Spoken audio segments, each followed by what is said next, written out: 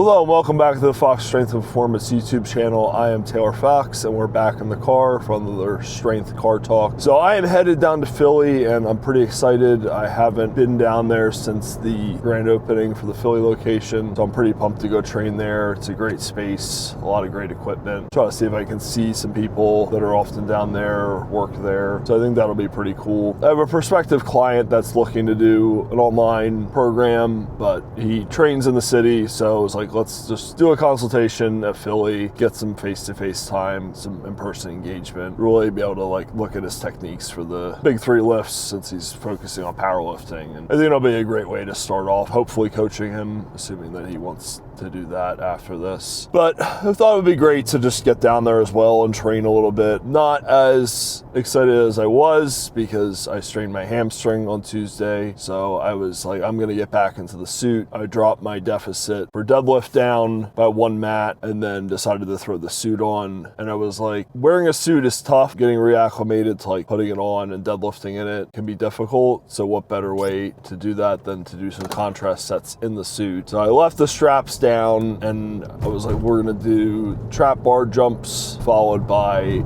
deadlifts off the deficit, and those went really well. Like I felt like 550 moved very well. I felt good doing the jumps and everything. Like I just got the sets in really efficiently. It felt good. There weren't any issues. I didn't put straps on. I used the hook grip the whole time to get that efficiency with setup and everything. So it was like, let's work up. And it's like I'm already at 550, so threw the straps on, went up to 595. It's kind of hard locking in, like haven't been warming up with the suit up completely, so now it's like I got to do that, and I was a little hesitant, and like that weight still moved incredibly easy, even though I kind of just wasn't locked in, wasn't super focused, and kind of just grabbed the bar, got tight, and pulled it. So I was like, well, if I get set and I'm in a really good spot, like I feel like these reps will move really well. So I went up to 660, felt really locked in, pulled it. First rep comes up very well, felt really good. I was like, we can definitely rep this out. Put it down, good reset on the floor, push into the next rep. Also feels like good moving up, and I just felt like this little bit of a pull in my hamstring on the left side, and I was like, well, great. Like not even something where it was difficult or I was trying to push something, but just that kind of thing, which I've talked about before, has been happening, like squatting 380 in my garage at 5 o'clock in the morning, some other variations that I've done where things have not been optimal. I'm sure hydration is a factor. I'm sure fatigue throughout the day. I worked all day. I coached a client before this. So there's a lot that goes into like preparation for all of this. Really, I would say like hydration being the biggest one. There's just sometimes like the water intake isn't there. I think I definitely need to get back on the salts, which just haven't been happening, mainly because I ran out of them. But being more responsible with that and getting like packs of those and having them stocked and having them in my bag is very important. So I need to get up on that. Thankfully, it's a minor injury. Like I already feel good moving around. Walking, bending over is really the toughest thing, but like it's more manageable now than it was a couple days ago. So I'm encouraged. I think I can do some lower extremity stuff, but to really protect it, safe and overcompensate with the recovery, I was like, I'm not doing anything from the floor, and really I'm not going to do anything that's going to risk it with my overhead day. So I had like a kind of a fun like press medley set up for yesterday's session, and I was like, no. So I did kind of the power push press off the jerk blocks and then yoke press. So I had yoke press planned, and I just switched up from circus dumbbell to this power push press. And I was like, I think I could do the log viper, but I was like, it's not even worth risking it with that hip extension. Like I could stack the log up so it's elevated to get it off of something and then just go right into the viper press from the lap. But I was like, even that I feel like is too much of a risk. We're just gonna go forward with these two movements. And prior to that, it was pin pressing. So I had been doing the pin pressing with the chains, which I haven't really filmed yet. And again, I mentioned in the Return to Strongman video, I missed that session and went on to day 4. So now I'm going to miss it for another week. I was like, I had to go for an appointment and I was right down the street from the gym. I was like, let's just go train. Didn't have my camera. Whole thing, just let's move on. I think it'll be a much better session to film next week. But all of that felt really good. I was happy that I was able to train. I was happy I was able to get a good training session in. I felt strong. I've been just doing the 20-pound chains suspended from bands to get that perturbation to stability. So now I'm adding a kettlebell to the band. So it's 20-pound chain on each side plus a 26-pound kettlebell on each side. So getting pretty freaking heavy once you start to add some weight. So I calculated like at the top, because I set it up for everything to pull off the floor. So at the top, it's like basically 275. The math with the kettlebell weight works out to 277, but whatever.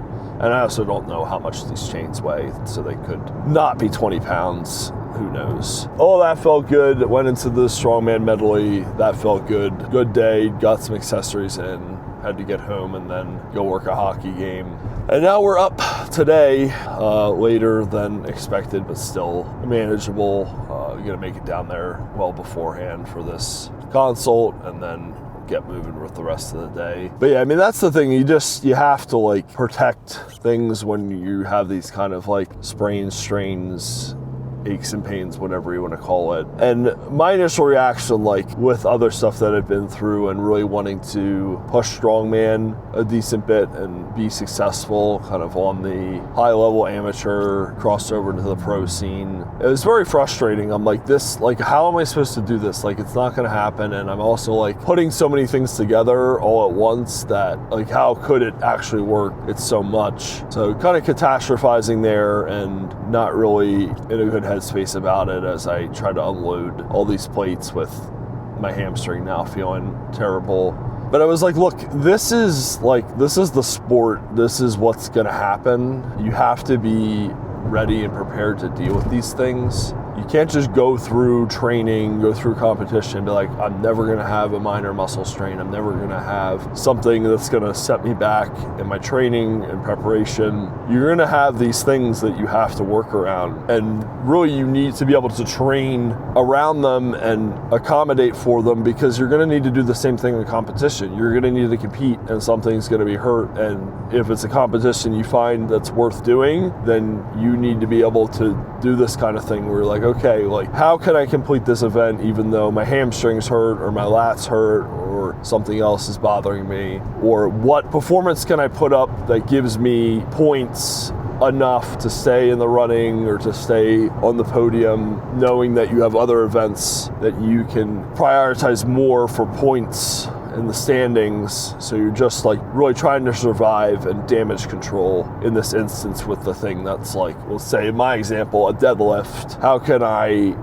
not lose points on the deadlift if I know I've strained my hamstring, and then move on to maybe like I feel a little bit better with stones or the moving event that's coming up that where the hamstring won't affect me as much. It's kind of hard to say how that would happen because a lot of it does require hinging. But I mean, this happened to me at nationals where it's like I strained my lat deadlifting, trying to deadlift 845, and it hurt a lot. I was like, how am I going to throw a sandbag? I got the athletic trainer there to work on it, and then I went back, and I mean, the sandbag event didn't go well, but it's like I did throw, and the bag did go high. So it made it work, and you figure it out.